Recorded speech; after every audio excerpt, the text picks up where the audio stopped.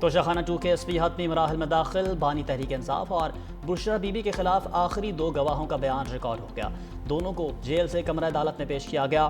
Case پر جرا 24 سپتمبر کو ہوگی، مزید گواہ پیش نہیں کیا جائے گا۔ مجموعی طور پر 18 گواہوں کی شہادت قلم بند کی جا چکی ہے۔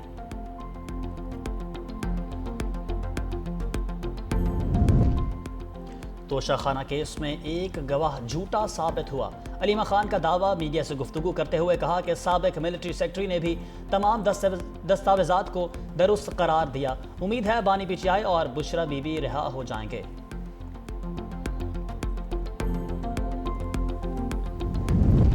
بانی سے ملاقاتیں ہونے پر حالات میں بہتری آ سکتی ہے۔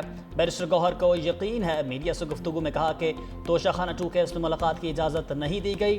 امید ہے آج بانی تحریک انصاف سے ملاقات ہو جائے گی۔ اگر ملاقات نہیں ہونے دی جاتی تو اس سے دوریاں بڑھیں گی۔ بانی نے خود بھی کہا کہ ملک بھی میرا، فوج بھی میری، پاکستان کے بعد آئی، ہم سارے اپنے ملک کے ساتھ کھڑے ہو گئے۔ 6-0 سے ہم جیتے ہیں، اس کی مثال دنیا میں نہیں ملتی۔ پاکستان سعودی عرب کا دفاعی معاہدہ اچھی بات ہے۔ پنجاب میں تاریخ کا بدترین سیلاب تباہی کی داستانیں چھوڑ گیا۔ جلال پور پیراوالا میں سیلابی پانی کم ہوتے ہی لاشیں ملنا شروع ہو گئیں۔ موہنا، سندیلا، اوباڑہ، جنوبی عنایت پور سے 3 لاشیں برآمد۔ سانول، رمضان، عارف کی لاشیں ورثاء کے حوالے۔ سیلاب کے باعث M5 موٹر وے 11 مقامات سے متاثر، متعدد ٹنلز کو بھی نقصان۔ دونوں ٹریک ٹوٹنے پر موٹر وے 10ویں روز بھی بند۔ سیلابی پانی نے دادو کی تحصیل مہیڑ کے مزید علاقوں کو لپیٹ میں لے لیا۔ دریائے سندھ کا پانی سادی موسانی شہر میں داخل، دکانیں اور قبرستان بھی زیر آب۔ فصلیں ڈوبنے سے کسانوں کا نقصان، علاقہ مکین مال مویشی لے کر بچاؤ بند پر پناہ لینے پر مجبور۔ دوسری جانب سندھ کے دریاؤں اور بیراجوں پر پانی میں کمی کا سلسلہ جاری۔ گڈو بیراج پر پانی کی آمد 2,60,309 کیوسک ریکارڈ۔ سکھر بیراج پر پانی کا بہاؤ 2,61,554، جبکہ کوٹری بیراج پر 3,64,041 کیوسک رہا۔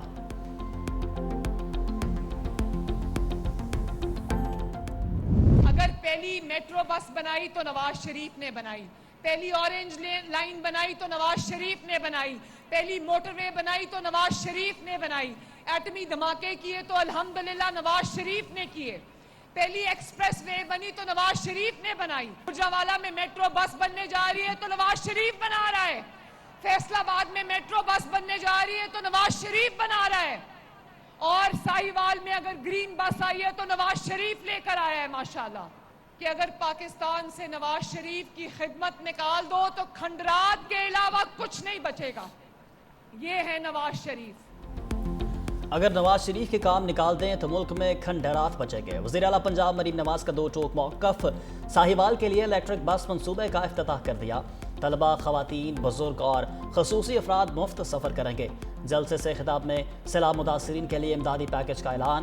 وزیر اعلیٰ پنجاب مریم نواز نے کہا کہ حکومت سیلاب متاثرین کی ہر ممکن مدد کرے گی، تمام نقصانات کا ازالہ کریں گے۔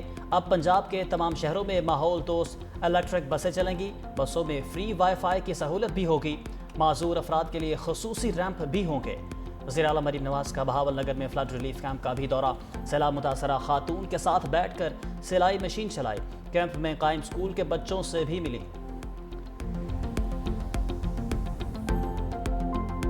یہ نہیں کہ آپ اقتدار کی کرسی پہ بیٹھ کے سمجھیں کہ آپ عقل کل ہیں۔ عقل کل بننے کے لیے آپ نے وہ پریکٹیکل سوچ رکھنی چاہیے۔ یہ ملک ایک زرعی ملک ہے، اس میں آپ نے کسانوں کو اس کو سپورٹ کرنی ہے۔ آپ اگر اپنی زراعت کو تباہ کر کے دوسرے کی زراعت کو آپ امپورٹ کرے چیزیں، یہ کون سی عقل مندی ہے؟ تو یہ میں سمجھتا ہوں کہ ہمارے یہی بنیادی چیزیں جو ہم ہمیشہ وفاقی حکومت کو سمجھاتے ہوئے آئے ہیں کہ خدارا برائے مہربانی آپ عقل کے ناخن لیں، ایسی پالیسی نہ کریے نہیں کہ جی کہ آپ کی حکومت ہے، آپ کی مرضی۔ وفاقی حکومت اپنے آپ کو عقل کل نہ سمجھے۔ سینئر وزیر سندھ شرجیل میمن کی تنبیہ، کہا کہ پنجاب میں بروقت اقدامات کیے جاتے تو سیلاب سے نقصانات کم ہو سکتے تھے۔ پنجاب کے سیلاب کی فیکٹ فائنڈنگ ہوئی تو سب پتہ چل جائے گا۔ صدر مملکت نے کہا تھا کسان کو امدادی قیمت دو، کیا گندم امپورٹ کرنے سے زر مبادلہ کو نقصان نہیں ہوگا؟ یہ نہ سمجھے کہ اقتدار کی کرسی پر بیٹھ گئے تو کسی کا مشورہ نہیں سننا۔ پنجاب حکومت اور سیاسی جماعت کا سندھ کے خلاف بولنے والے صحافی کے حق میں ٹرینڈ چلانا افسوسناک ہے۔ مزید بولے جام صادق پل 1 ہفتے میں مکمل کر لیا جائے گا۔ پیپلز پارٹی عوام کو ٹرانسپورٹ کی جدید سہولیات دے رہی ہے، خواتین کو بھی الیکٹرک بائکس دیں گے۔ سیلابی ریلے گزر گئے، ہنستے مسکراتے چہروں پر غم کی داستان۔ دریائے چناب میں ہیڈ قادر آباد بیراج کے مقام پر سیلابی ریلے سے تباہی، بیوہ کا اکلوتا سہارا 17 سالہ محنت کش تیمور بھی جان کی بازی ہار گیا۔ کرائے کے گھر میں مقیم خاندان فاقوں پر مجبور۔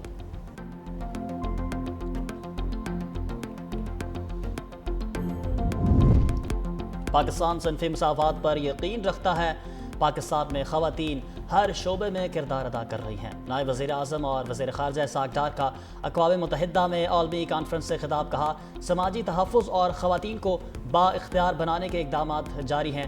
نیو یارک میں دولت مشترکہ کے وزرائے خارجہ کا اجلاس، نائب وزیر اعظم اسحاق ڈار کی شرکت۔ اسحاق ڈار نے عالمی چیلنجز سے نمٹنے کے لیے دولت مشترکہ کے مؤثر پلیٹ فارم کو سراہا۔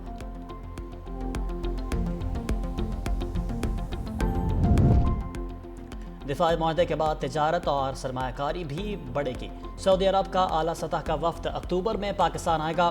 سعودی عرب کے ساتھ تجارت بڑھانے سے متعلق امکانات کا جائزہ لینے کے لیے اجلاس۔ وفاقی وزیر تجارت جام کمال سمیت دیگر متعلقہ حکام کی شرکت۔ ذرائع وزارت تجارت کے مطابق infrastructure, oil sector, digital economy میں سعودی سرمایہ کاری کا امکان ہے۔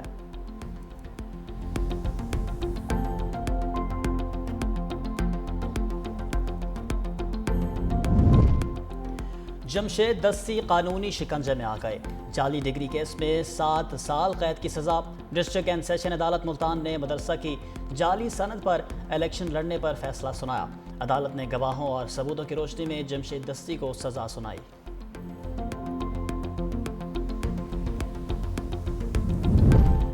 اسد قیصر کو گرفتار کر کے پیش کرنے کا حکم۔ جوڈیشل کمپلیکس حملہ کیس میں وارنٹ گرفتاری جاری کر دیا گیا۔ اسلام آباد کی انسدادی دہشت گردی عدالت میں کیس کی سماعت پرویز الہی، اسد عمر، شبلی فراز کی حاضری سے استثناء کی درخواست سے منظور۔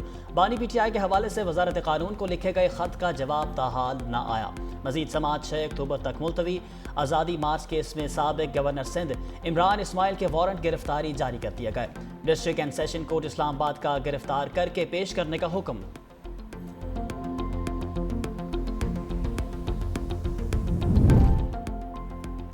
برطانیہ میں فلسطینی مشن کی عمارت کو سفارت خانے کا درجہ مل گیا۔ عمارت کے باہر فلسطینی پرچم بھی لہرا دیا گیا۔ برطانیہ میں فلسطینی سفیر حسام زلموتھ نے تقریب سے خطاب کرتے ہوئے کہا کہ فلسطینی ریاست کو تسلیم کرنا تاریخی ناانصافیوں کو درست کرنے اور بنیادی انسانی حقوق پر مبنی مستقبل کے لیے مشترکہ عزم کا اظہار ہے۔ فلسطین سربلند اور آزاد ہوگا۔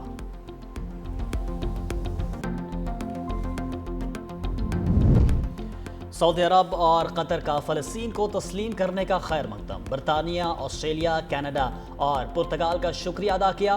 سعودی وزارت خارجہ کے مطابق یہ دوست ممالک کی جانب سے امن کی راہ میں سنجیدہ عزم ہے۔ اقوام متحدہ کی قراردادوں کی روشنی میں 2 ریاستی حل کو آگے بڑھانا ضروری ہے۔